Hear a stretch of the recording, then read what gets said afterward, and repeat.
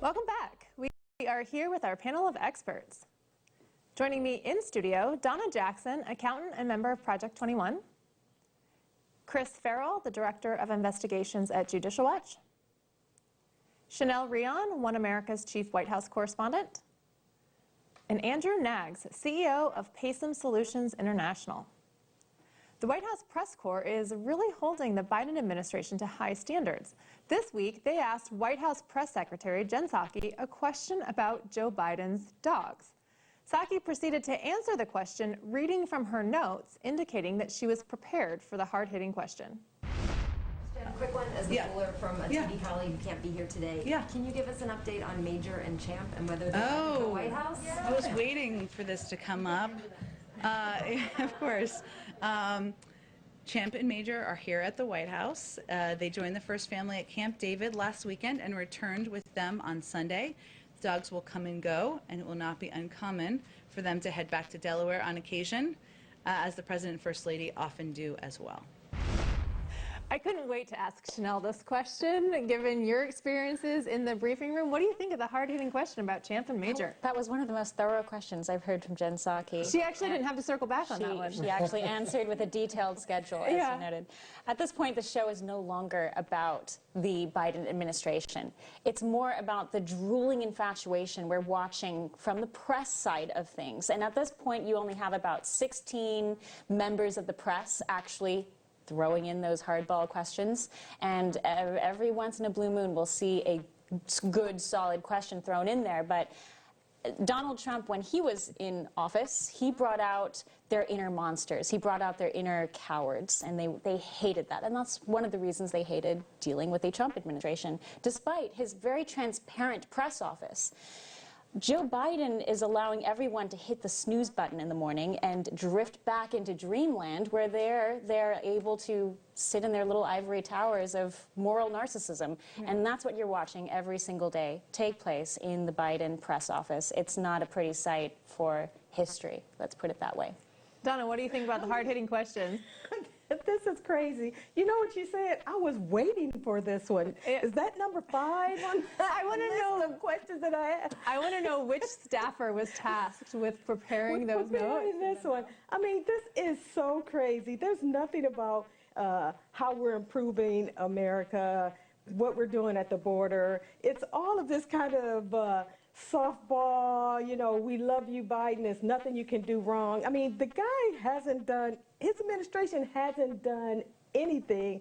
In fact, he's done worse. What about all those union workers that were laid off? What about the escalating prices in gas that we're seeing right now? But those are difficult questions. But that is something that he should be addressing.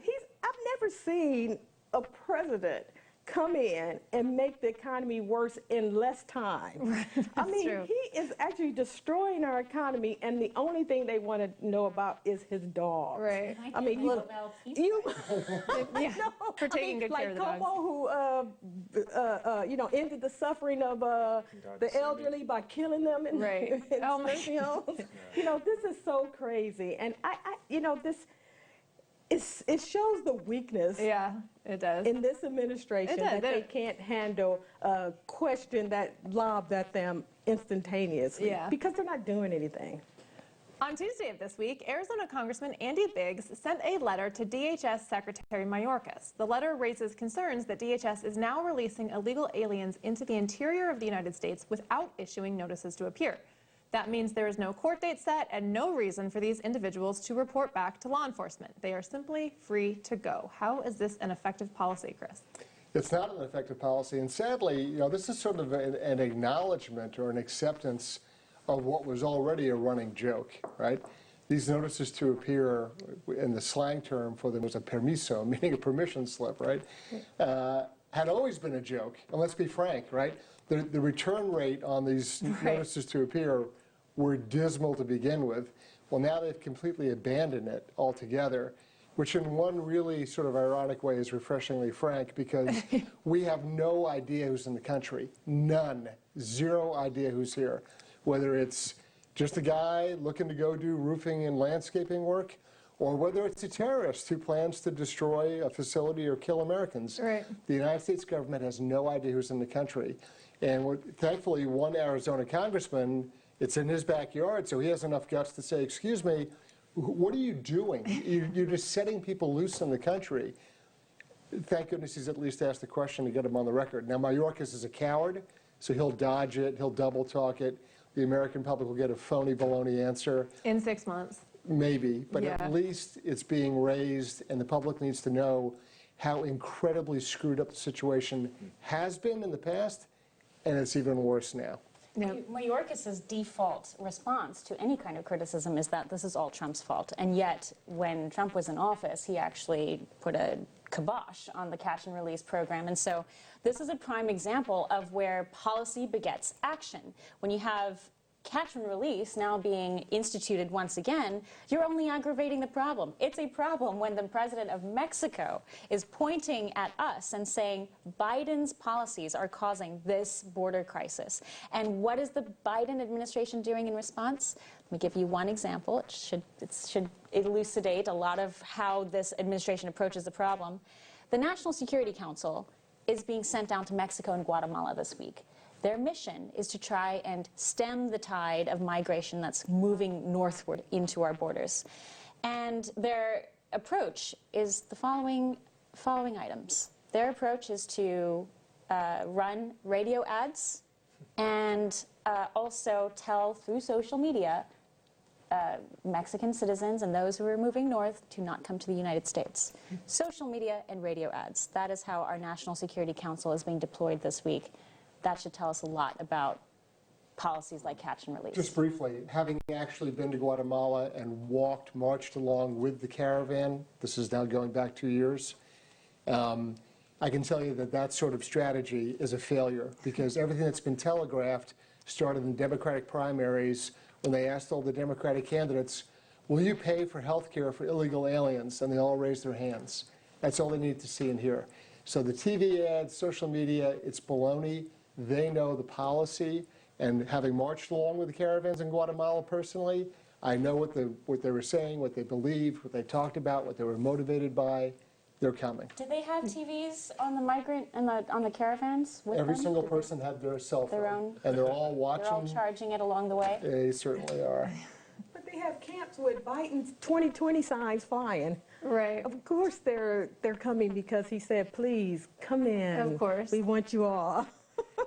The director of the Center for Disease Control, Rochelle Walensky, is very concerned that people are enjoying themselves and taking vacation. She says people should continue to fear the coronavirus and wait to enjoy their summer until less people are contracting the virus.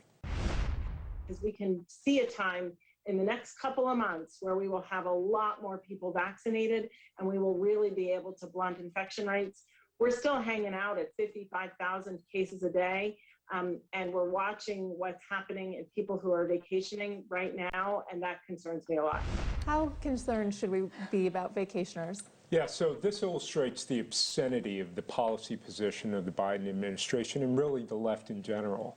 And this is directly related to the last topic. So even as our own government tells American citizens that we need to remain locked down, we need to follow all of these prescriptions on triple masking and everything else, and shut down, lock up our schools. It's okay for illegal immigrants to enter the country untested, without masks, and to filter into the rest of our country without any sort of tracking or health mechanism. That is something that is being telegraphed to the American people, that we look at this and you wonder why people are frustrated and thrown off the strictures of this lockdown and are willing to roll the dice, as it were, in potentially getting sick and going on vacation. Yep, very hypocritical. When we return, we'll discuss the Democrats' gun rights legislation and universities dividing graduations by gender. We'll be right back.